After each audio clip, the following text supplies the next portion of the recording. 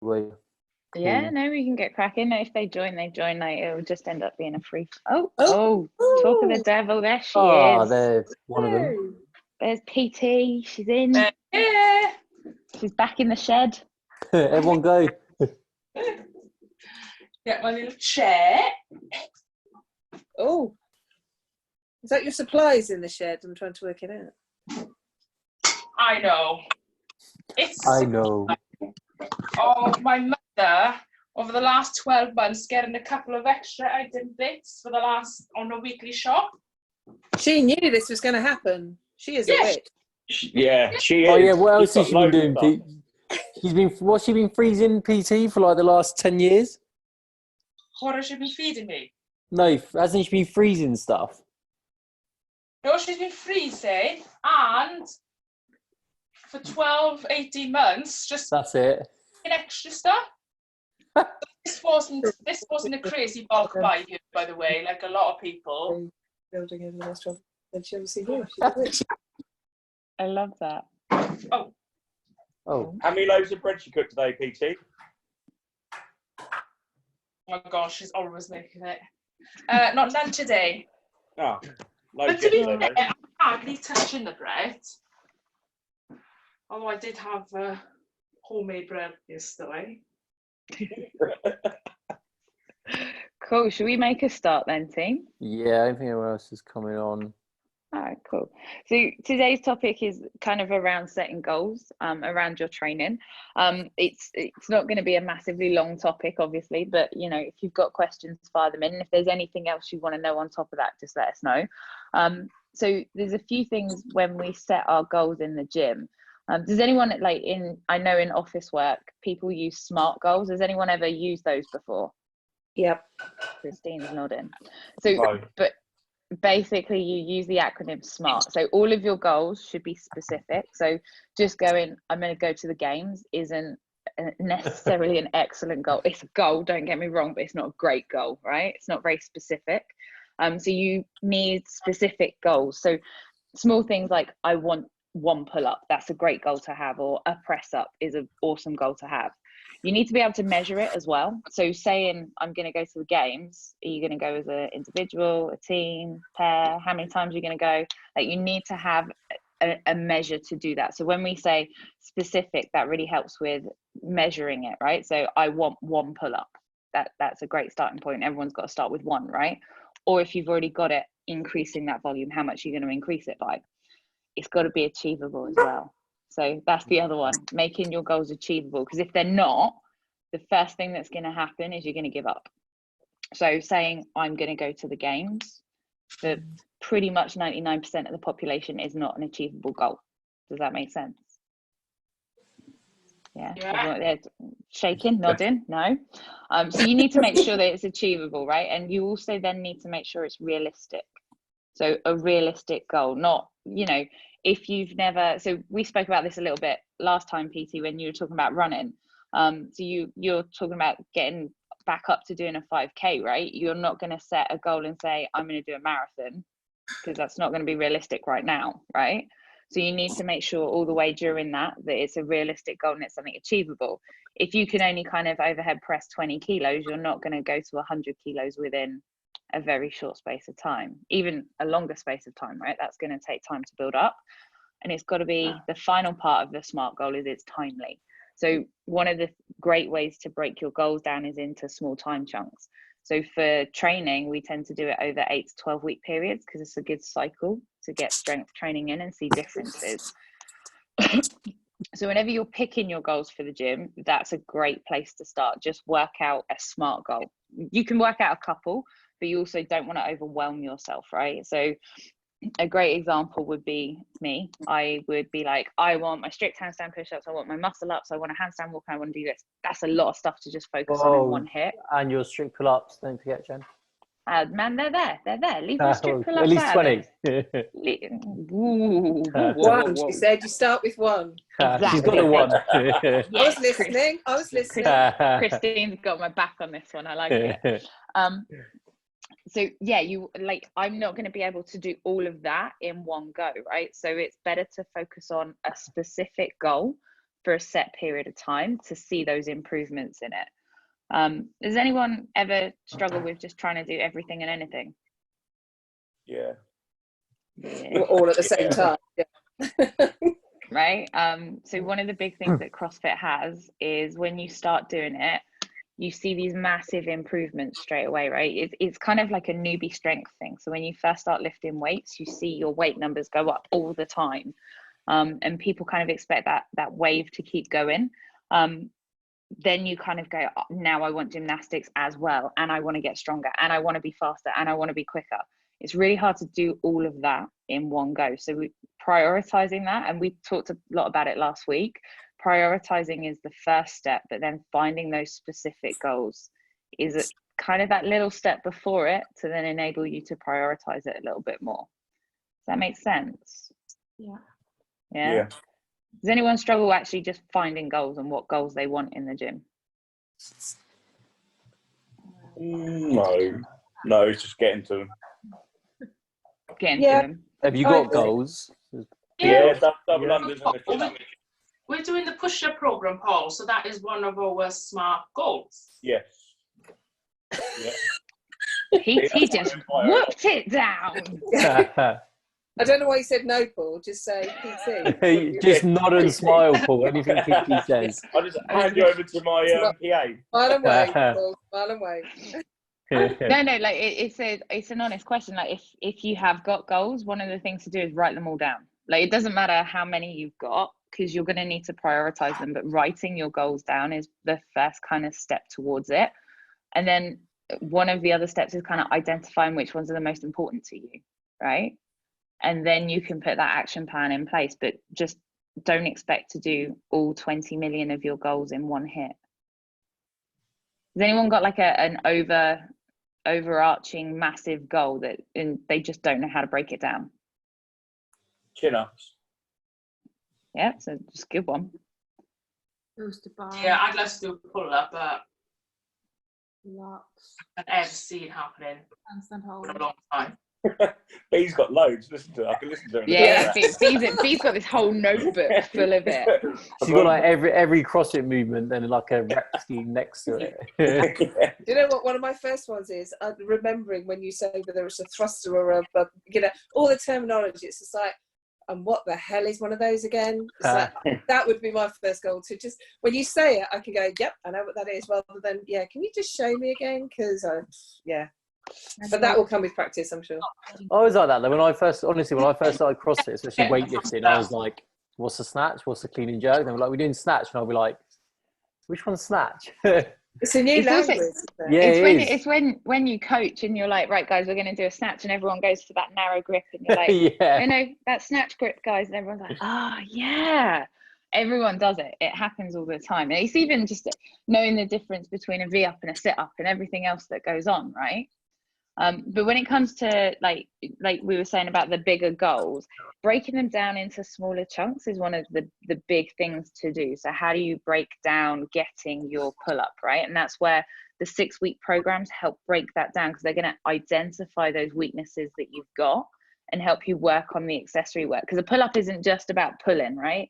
You need a strong core, you need engagement all the way through. So there's tons of extra little bits that you're going to do around it, which is why it's easier to kind of pick very specific goals and work solidly at them for a set period of time and then remeasure how that feels afterwards. So one of the things you probably notice in the programs is there's always kind of a max effort at the start to a degree, and then a max effort at the end, because you've got that full circle of measuring how well that's gone for you. And you may not increase your reps, but do they feel better? Do you move better with it? Are you moving to a better range of motion? All that kind of stuff plays massively into setting up how to hit your goals and achieve them. Because the worst thing is kind of doing a goal and then saying in 3 weeks' time, I'm going to double my amount of pull-ups, because the reality is that's not going to happen for most people. And then you hit it and you're like, yeah, nothing's changed. And then you get even more frustrated about it, right? I think that's a really big thing, especially with like technical stuff. When it comes to maybe not hitting like a high rep scheme, like you say, Jen, but say like, for example, you want to be more efficient in your snatch. So over the six weeks, you're going to work on your snatch. You might not max out and hit a new PB, but but you're a lot more efficient like in your movement. Especially when you've been like training a lot longer, and them goals obviously take a lot longer to get. Yeah. That's the other thing to remember, right? When you first start doing something, you are going to make progress really quickly because the body's got to adapt quite quickly to it, and it will.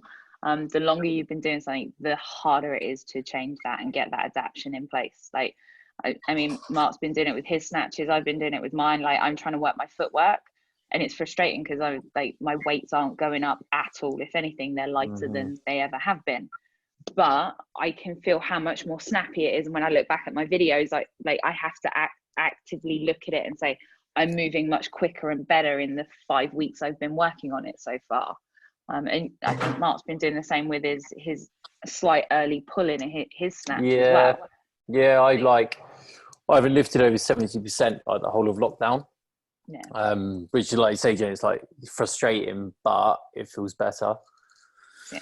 Even when we were chatting about last week when Luke was on, he's like, "Oh, your snatch isn't that bad." I'm like, "Yeah, but to me it is. Like it's something I want to work on nailing, and it does feel better already, which is like hitting a goal because the goal isn't the weight; it's more just the movement. Cutting out that early arm bend on it."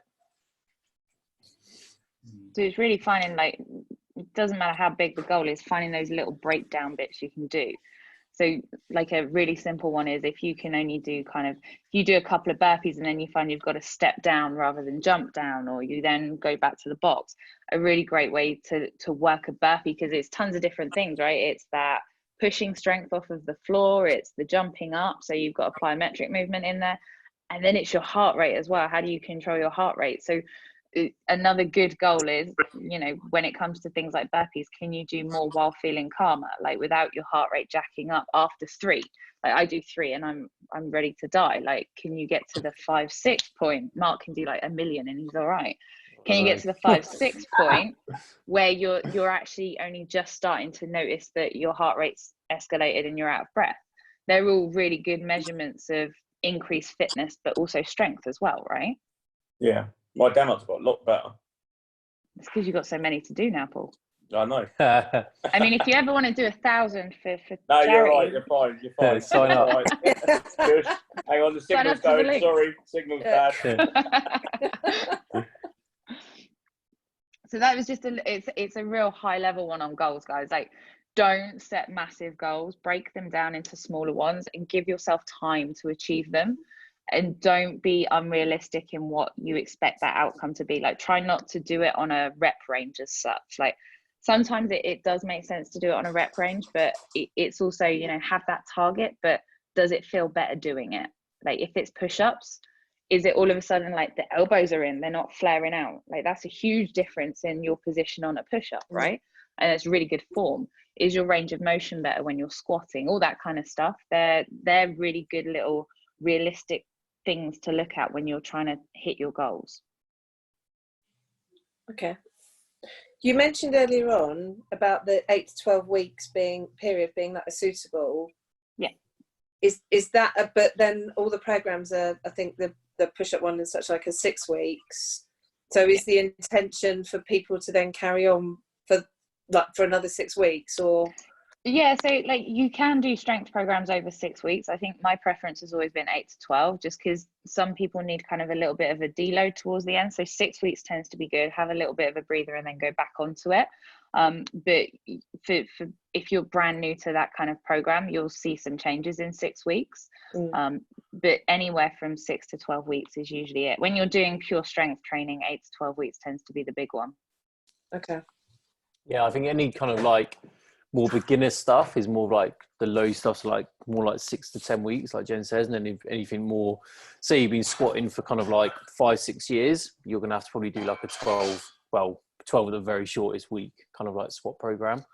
But if it's something new you're trying, like if you haven't actually got that movement, I think like 6 to 10 weeks is kind of perfect. But yeah, you can definitely do the 6 weeks, have like a week deload, and then hit it again for another 6 weeks.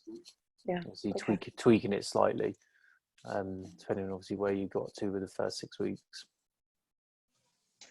Can I ask a question about this push-up program? Push-up. The push-up program, yeah. So, for example, week 1 is session 1. and under session 1, there's superset 1 and 2. Mm-hmm. So me and Paul have been talking about doing 4 sessions a week, No, that's but too doing many. every other day. No, I'd 2 a week.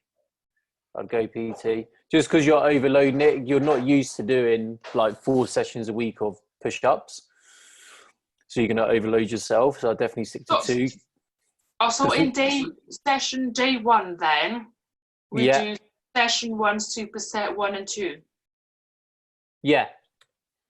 And then the second that week would be session 2, superset 1 and 2.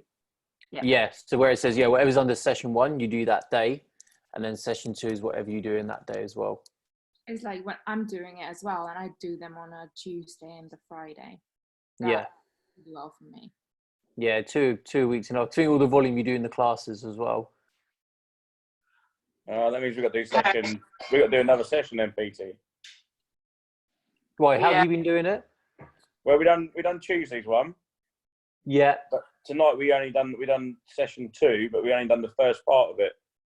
Okay. Yeah. So whatever is, so session 1, do the whole thing, and then session 2 is a completely separate day. Session 1 is just a whole day. Okay. Yeah. Like 20 minutes to do superset 1 and 2 together. Yeah. They're not too long. Do all the supersets in that one session. But yeah, definitely split it like B does, maybe like Tuesday and a Friday, or like Monday, Thursday, Tuesday, Thursday. Try and have at least one day in between. Yeah. And maybe look at what's on the program that week as well. It goes up like by the Sunday. You can play, like, don't do, say you've got loads of push-ups and body proof on a Monday, don't go and do your push-up program on a Monday. Okay. So Paul. Yeah. Yeah. Cheers, Mark. Cool, thanks, mate. Yeah, same for all the stuff though, like the toaster bar stuff, the pull-up stuff. Don't do it back to back, like more than twice a week. Can you do the toaster bar stuff without having a... Sorry? Can you do the toaster bar stuff without having a bar?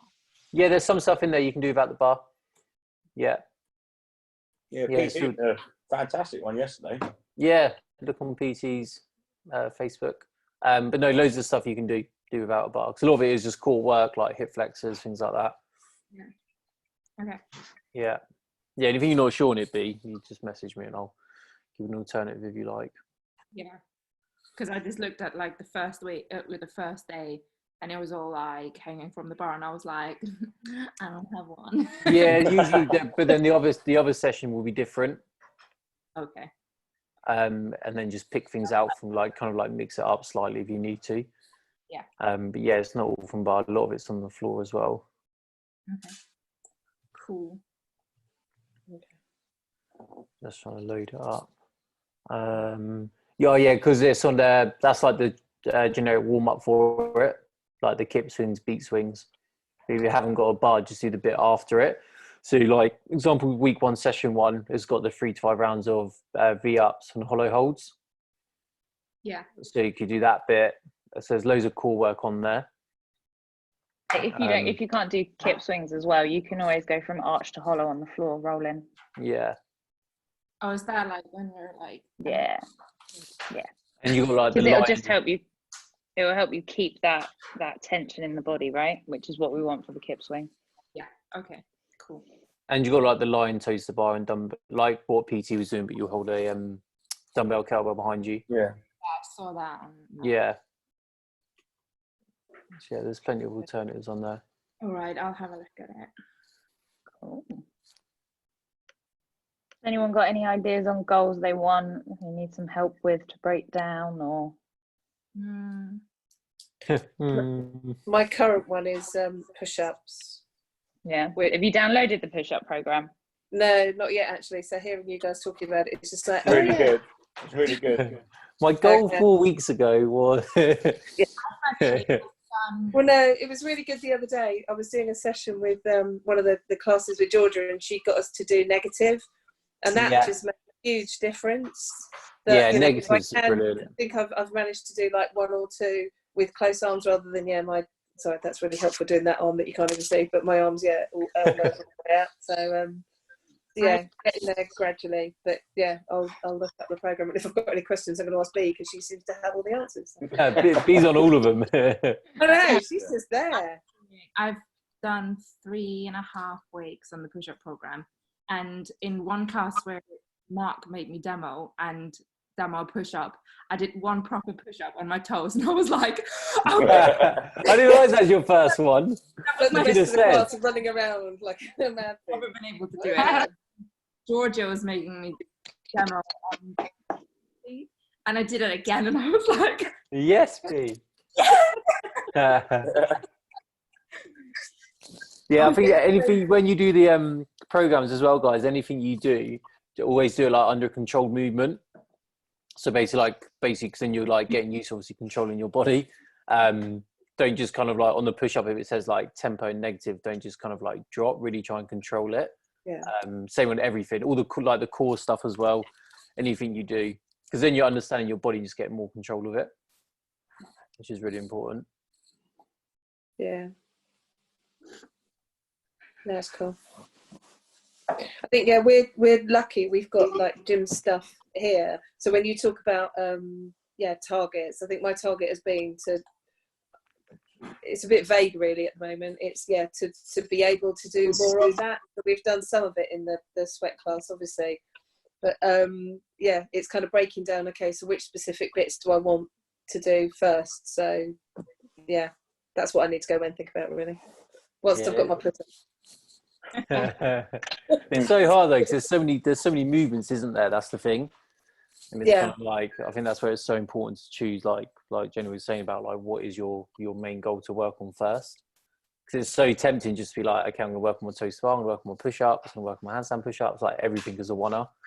But it's also kind of like working backwards a little bit, right? There's no point in working on a muscle up if you don't have a strict pull up. Or even a strict chest to bar. There's also no point in going into handstand push-ups if you don't have strong push-ups, right? Yes, you can still do the negatives and stuff, but it's going to take you so much longer to get into that handstand push-up than if you have some pressing strength already. So if you ever like need help, just identify, like even if you just write down all of your goals and say, I have no idea where to start, it's something we can help you with based off of how you move, what you can already do, what you can't do, all that kind of stuff. Because sometimes it's ridiculously overwhelming, right? Yeah. I struggle on the tricep dips. Is there another exercise I can do rather than trying to go onto my chair and do a tricep dip? Because my chair's quite narrow, and obviously my physique is not narrow. You got 2 chairs, Paul? No, mate. I use my sofa, but my sofa's so low to the ground. Yeah. I'm not really feeling it, and plus then my elbows start going out. I've got a 10 kilogram weight. Is there something I can do like just by moving the weight kind of thing, or? You can do like skull crushers, but I think in a WOD, if it's dips, you can make it a little bit harder. If your sofa's quite low, maybe elevate your feet. So if it's a little bit too easy because your sofa's too low, so still set yourself up on your sofa, but then in front of you have your stool. Yeah, and put my feet on the stool. Put your feet on the stool. Because then that will make it harder because obviously your feet are elevated, so you've got more weight on your upper body. Oh, okay. Does that make sense? Yeah. Yeah. Yeah. I expect to see that, Paul, next class. Yeah, I know. He's just going to be like that with a dumbbell. Yeah. With his feet resting on a chair, yeah. Yeah. You'll bring the chair with him. Yeah, I'll do that. Okay, mate, I'll give that a go. Yeah. I'll get PT to film it.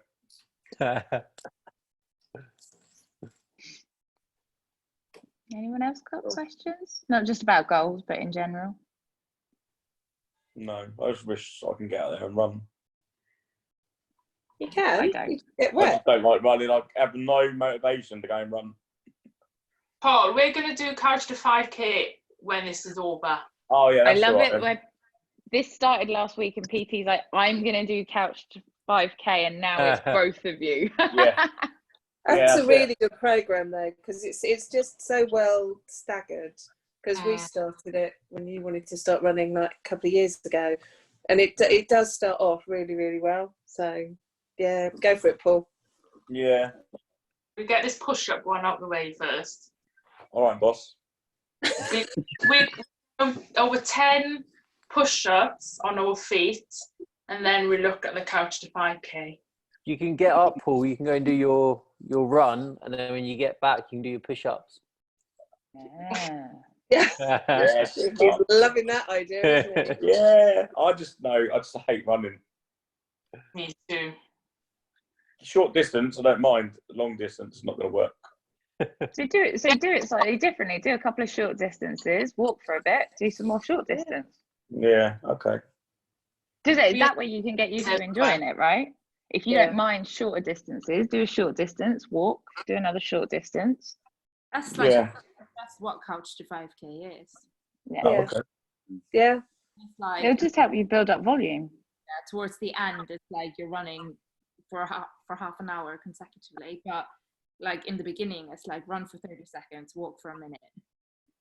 Yeah. Ah, okay. Okay. Cool. Thank you. but you got to get your 10 press ups done first. Yeah. 10 press ups first. Yeah. When I started run for 30 seconds, I was like, no. Mark's just sat there going, I don't know what this means. Like, Yeah, how exactly. can you not run? Like, You're not What right. do you mean? What do you mean I love only running 30 though. seconds?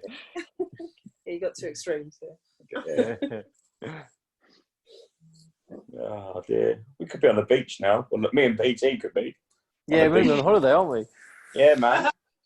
We're going on holiday. You'll lot be working out. I'll be sitting at the bar. you, don't worry. You'll have all that to look forward to yet, Paul. You Yeah, miss out on Renna's cooking. I know. Yeah, I'll do it who's on tomorrow. tomorrow? I'm on tomorrow. There's loads. Yes, There's 17 please. books on, isn't there, tomorrow? Yeah, Really? already, it's good. I Yeah, can predict her getting quite stressed. It's going to be a nightmare. especially with 2 courses. 'Cause it's going to be like, guys, have you got your pudding? No, guys, have you got where's Yeah. the pudding? We're just doing the main. We're like, we're not going to. Well, I think we'll get too stressed by trying to do 2. Yeah, my kitchen would be a nightmare if I done 2. Yeah. I'm going to be doing the vegan option and the normal option. So I'm going to be like, Oh, Oh my god. Just asking for stress, B. this one No. isn't vegan. I wonder if we start with the dessert tomorrow. Because the dessert's not Sorry? gonna get. I wonder if we start with the dessert tomorrow because it won't get cold, won't it? Because normally when we make the food, it's like, quick, let's go eat it while it's hot. is that how you live your life, PT? Pudding first? No, not. That's how Ellie eats, though, isn't it? Yeah, Ellie Bell does that. Makes you Yeah. feel- it's Works for me. ridiculous. I think we'll be doing them all at the same time, and then kind of you'll be able to like go eat, and then pudding will be ready to a degree, I guess. I don't know. Yeah, I guess so. I'm Just sure get your Rena's mum got to it do all one of under them, please. control. Yeah. Yeah, bless her. Deserves a medal after all this. Yeah. Keeps her calm, I don't know, but yeah. I'm always like, yeah, what am I supposed to do? What do I need? Well, we put our cauliflower in the water. I'm sure she said put the collie in the water, so we did at the beginning last time. It's like, right, okay, take that out. Yeah, no, we didn't. Well, I had to take the cauliflower out. After the turmeric went in, everything went yellow, and Sam was not happy. Ooh. Like scrubbing everything, and he was like, "I can't just leave it," and I was like, "Oops." Oops. I'm eating now. Yeah, like It was good. That'd be a good one tomorrow. I'm looking forward to it. Yeah. So. Yeah, yeah, me too. Always interesting on a Friday night, yeah. Speaking of which, we've got, number 2 son cooking chicken curry tonight. Oh, nice. Oh, I'm cooking chicken curry tonight. And I can't see flames, so that's a good sign. Well, it smells good. Yeah, exactly. We had the 2 of them, so we've got 2 sons, a 19-year-old and a 16-year-old. And first time we got them both cooking together, never again, never again. There was so much bickering. So it's like, right, you do this week, you do next week. Then they've alternated. So, Yeah, that's good. sorry? Well, that's good. Oh, Sorry, your I know- naans need to. sorry, Oh, I okay. ended with naan, Yeah, sorry, go yes. on. Right. I asked for naans as well. oh, Don't be mine. that naan curry thing with Renna. Oh, the homemade naan was so good. Yeah, that's what they want to Mark, make yours again. is awful. It tastes good. Mine were like dough balls. Just Yeah. massive. Yeah, the need for as needed flattening a bit more as well. They weren't quite. Yeah, they were a bit spudgy in the middle, but yeah. Sam Yeah. got the nan on the Saturday and the Sunday. He was like, I want nans. Cool. So, what goals would you set for somebody who was here a minute ago, never done anything like this before? So, somebody starting from scratch. Where do you start? I would just do it as getting sessions in. Like the goal is to kind of do 2 to 3 sessions a week consecutively for like 6 weeks, right? Because you want to ingrain the pattern before you start thinking about specifics. So just it's something really, really simple, like depending how their first week goes, hit 2 sessions every week for 6 weeks, or 3 sessions every week for 6 weeks, that kind of thing. Because that really helps kind of keep you on track, build the habit, which is the most important thing when you're starting out. And Yeah. also that way you're not focusing on just, making sure you get a press up or getting something else. Because when you first start, you're going to be all over the place, right? You're not going to know what all the movements are, what's going on, how long should you be working out. After your first week, like I remember my first week finishing a workout and being like, why am I here? I can't breathe. This is ridiculous. Yeah, Yeah, I wasn't sure if I literally, wanted right? to throw up or Yeah. pass out. I couldn't decide between the two. So yeah. So you kind of like that kind of goal is really good, and then you can after 6 weeks reassess, because by then you kind of leveled out a little bit, you get a better understanding of what you're doing, and then you can set some more specific goals. Okay, I'll work on him. Really good. It's good. Cool. Paul, you ready? Yeah, we're ready, babe. Let's go. Oh, I Is love that for it. the run or the press ups? I can't work out now. We're definitely not running. We got half hours. We got to do our clap. Oh yeah. cool. Thursday, yeah. Right. Good Right, point. guys. Cool. See you later, Paul. Thanks, Bye. guys. Bye. Bye, bye, bye. See Bye. you later.